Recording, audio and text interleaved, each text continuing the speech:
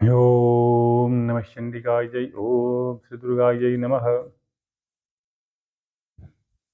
यह वीडियो मैं जो बना रहा हूँ,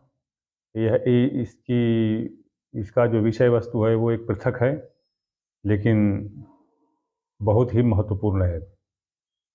प्रायः देखा जाता है कि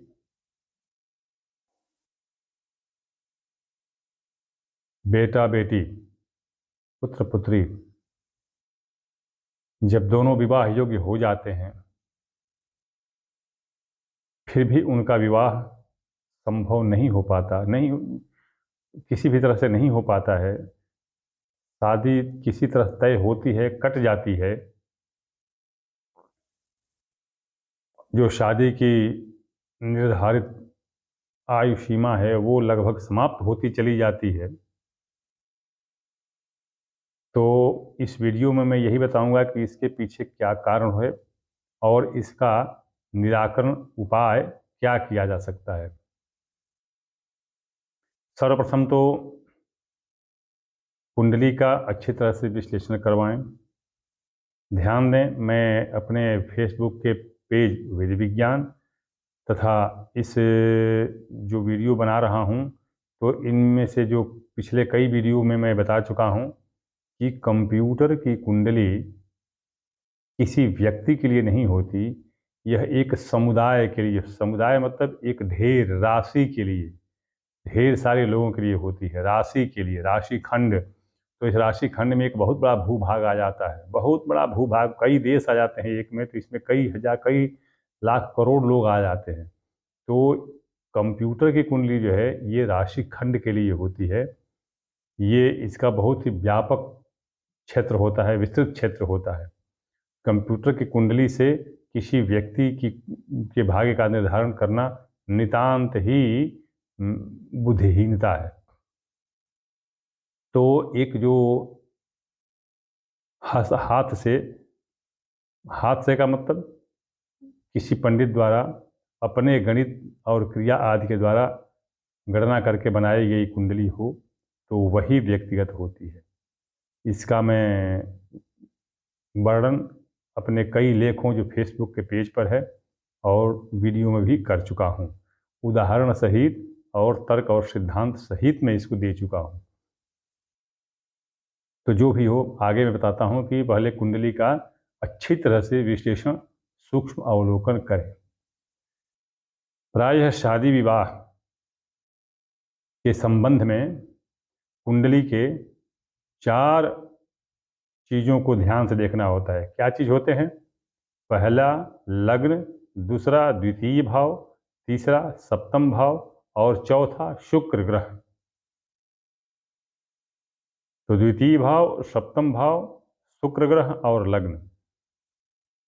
तो शुक्र ग्रह जो है यह खुद भी द्वितीय द्वितीय भाव का स्वामी और सप्तम भाव का स्वामी हो सकता है। तो अगर यह द्वितीय भाव और सप्तम भाव का स्वामी शुक्र स्वयं है, तो फिर शुक्र की अलग से गणना नहीं होगी, बस वो द्वितीय और सप्तम भाव में आ जाएगा। अब इस द्वितीय भाव द्वितीय, सप्तम भाव सप्तमेश, ये इतने का एक बार विचार करना होता है।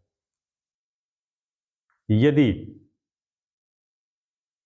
द्वितीय भाव का संबंध द्वादश भाव के स्वामी, अष्टम भाव के स्वामी और द्वितीय भाव के स्वामी के साथ हो, पहला पहला देख लीजिए कि द्वितीय भाव के स्वामी का संबंध, द्वितीय भाव के स्वामी का संबंध छठे भाव, आठवें भाव और 12वें भाव के स्वामी के साथ हो, पहला। सप्तम भाव किसी भी पाप ग्रह, राहु केतु को छोड़ करके पाप ग्रह जो वक्री हों, पाप ग्रह जो वक्री हों, भले ही वह स्वगृही हो, अर्थात 7वां भाव भले उसी का हो, जैसे मकर और कुंभ। मकर छठा भाव हो गया, कुंभ 7वां भाव हो गया। तो शनि ही क्यों ना हो, वो वक्री है कि नहीं है यह देखें। और उसका संबंध भी छठे, आठवें और 12वें से हो। तीसरा, शुक्र ग्रह पाप पूरित हो, पाप से युक्त हो, पाप से युक्त हो, पाप से दृष्ट भले न हो, पाप से युक्त हो। और इसी तरह से लग्नेश या लग्न छठे, आठवें या 12वें भाव के स्वामी के साथ संबंध बनाता है कि नहीं, या उस पर दृष्टि है कि नहीं। ये इतनी शर्तें हो गई। और एक अकेला शर्त, 7वें भाव में राहु है या नहीं। तो ऐसी अवस्था में व्यक्ति का दाम्पत्य जीवन, विवाह बाधित होता है, विवाह बाधित होता है। दोबारा दोहरा दूं मैं इस बात को, ये लग्न, द्वितीय भाव द्वितीयेश, सप्तम भाव सप्तमेश और शुक्र, इन चारों को देखना पड़ता है कि इनकी लग्न में स्थिति क्या है। स्थिति से तात्पर्य ये हो गया कि द्वितीय भाव या द्वितीयेश, सप्तम भाव या सप्तमेश, द्वादश भाव या द्वादशेश छठे भाव में न हो या छठे भाव के स्वामी से संयुक्त न हो, आठवें भाव में न हो या आठवें भाव के स्वामी के साथ संयुक्त न हो, 12वें भाव में न हो या 12वें भाव के स्वामी के साथ संयुक्त न हो, तो ही शादी में विलंब नहीं होगा। शादी में विलंब अगर होता है तो निश्चित रूप से ये बताई गई शर्तें उसके साथ हैं। और अकेला राहु भी एक अलग से आता है। अगर राहु भी 7वें भाव में बैठा हो, लग्न में नहीं, 7वें भाव में बैठा हो, तो व्यक्ति का विवाह बाधित होता है, विलंब से होता है। और यदि शनि मंगल राहु, शनि मंगल राहु ये तीनों ही अगर 7वें में हैं, तो फिर विवाह में विलंब तो विलंब और भी कई कारण हो जाएंगे। विवाह होगा, संबंध टूट जाएगा। विवाह होगा, पत्नी व्यभिचारिणी निकल जाएगी, छोड़ के चली जाएगी। विवाह होगा, पत्नी की मृत्यु हो जाएगी या पति की मृत्यु हो जाएगी। इस तरह से यह 7वां भाव बाधित होता है। 7वां भाव बाधित होता है तो इससे क्या होगा कि 7वां भाव जो है, द्वितीय भाव, दूसरा भाव धन, परिवार, कुटुंब, धन और कुटुंब, वाणी तीनों का है। 7वां भाव पत्नी और व्यवसाय, पति, पत्नी और व्यवसाय इन तीनों का है। तो यदि यह बाधित होता है तो इसका मतलब कि व्यवसाय, व्यापार, नौकरी भी बाधित हो गई। अभी देखिए, अभी मैं बताऊंगा आपको इसका उपाय। इसका उपाय है कि पारद पारद पारद का श्री यंत्र, पारद का मकरंदी श्री यंत्र, जो सक्षम नहीं है इसको खरीद पाने में, बनवा पाने में, क्योंकि पारद का एक सबसे छोटा भी अगर श्री यंत्र होगा, सबसे छोटा श्री यंत्र होगा, तो वो भी अभी आज की स्थिति में बता रहा हूँ कि 35,000 रुपये से ऊपर का चला जाएगा। तो इसलिए जो सक्षम न हो, इसे सब खरीदने में सक्षम न हो,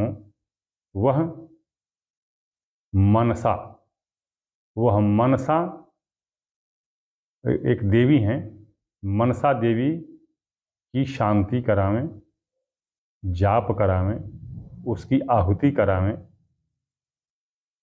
और 21 शुक्रवार को तिल, गुड़ और बेसन, इन तीनों से बने हुए लड्डू को, तिल, गुड़ और बेसन, इन तीनों से बने हुए लड्डू को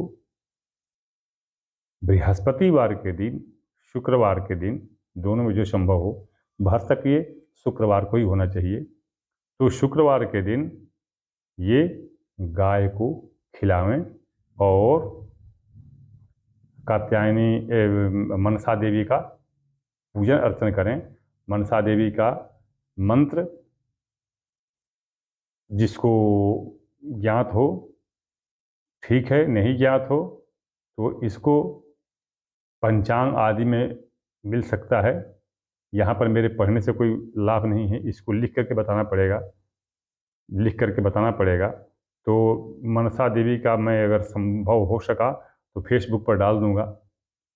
मनसा देवी का मंत्र पाठ करें और जो लक्ष्मी यंत्र, जो श्री यंत्र है, भारत का श्री यंत्र, उसको बनवा करके और उस पर तिल के तेल से उसका अभिषेक करें 21 शुक्रवार। तो आप स्वयं देखेंगे, स्वतः ही देखेंगे कि व्यापार व्यवसाय में आने वाली बाधा समाप्त हो जाएगी और शादी शीघ्र ही हो जाएगी। बोलिए दुर्गा माता की जय।